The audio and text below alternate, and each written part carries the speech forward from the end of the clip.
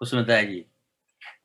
So wonderful to connect with you, especially because of the relationship between Swami Bua and Chinmoy, and you are maintaining the religious committee in a good way. I appreciate that part. Now I can be part of that group too. So I always appreciate all of your work. Thank you. Appreciate. Next speaker, Dr.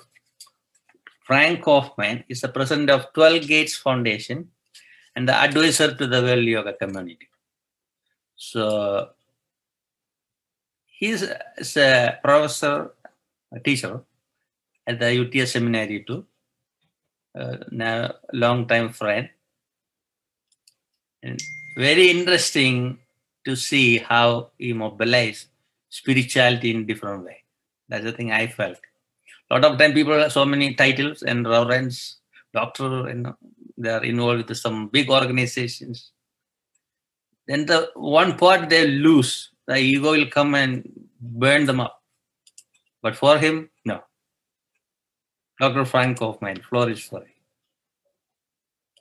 Thank you very much, Guruji, for your kind words. Thank you also for organizing this event and the tens of events, your tireless dedication to this noble cause. I'd like to thank also all the speakers prior to myself from whom we've learned today, and not only from your messages for today, but also for the work you've done in the world throughout the course of your lives. And our world and all of us are better for your contributions. So the wisdom we hear in the moment, of course, comes from a life of dedication. I'd like to thank the musicians who performed for us today, because the music is a direct window to heaven. We can all things resolve for a moment and we're at peace. So I'd like to thank you, Guruji, for putting together this remarkable event today. I'd like to speak, because this is an interfaith event, or it involves an effort for religions to work more closely together. I'd like to speak just about religion just for a moment. For some reason, all human beings, everyone ever born ever, is either tempted by or constituted by some serious problems that we bear. One is that we tend to be proud. Another is that we tend to be idolatrous. And another is that we tend to be brutish. In our pride, we fail to surrender to God, the all-loving, the infinite, the divine, and have an inclination to make ourselves more important than God. In our idolatry, we tend to connect to things less than God and make them absolute in our lives.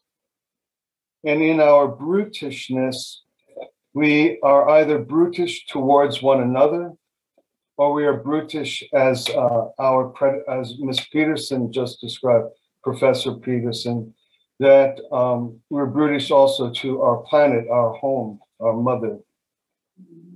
So religion has the mission and responsibility to address these problems by teaching us how to become closer and closer to God. Those horrible characteristics dissolve and subside.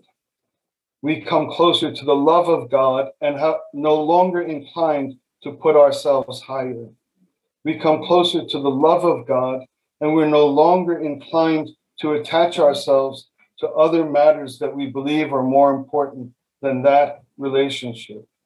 And we come closer to the love of God and inherit the love of God and begin to treat one another compassionately and begin to treat our earth with care and gratitude.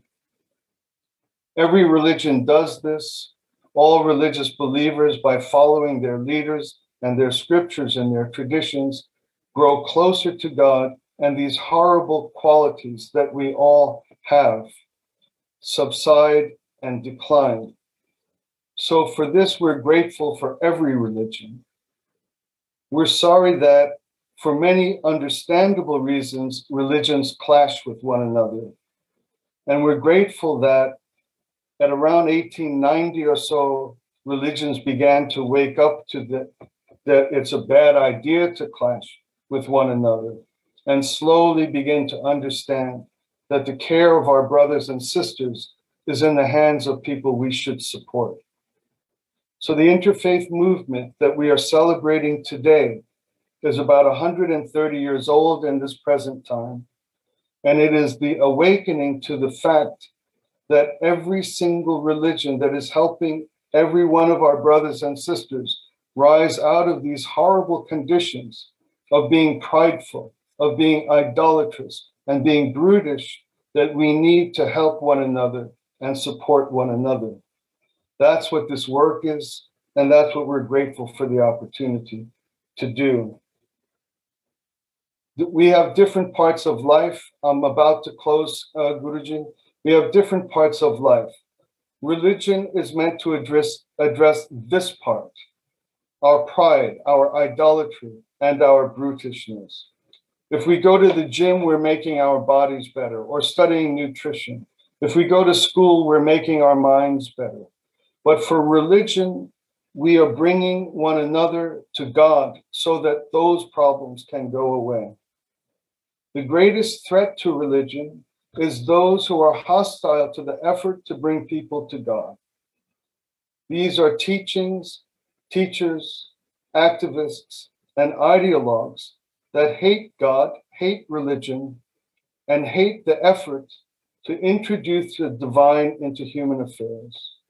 Their teachings and ideologies of separation and of conflict and of atheism and materialism. They are against our shared goals and purposes and desire to save one another through Islam, through Hinduism, through Buddhism, through Christianity.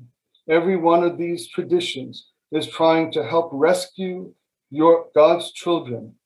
And there are those who are committed in passionate ways, pouring billions of dollars against that effort.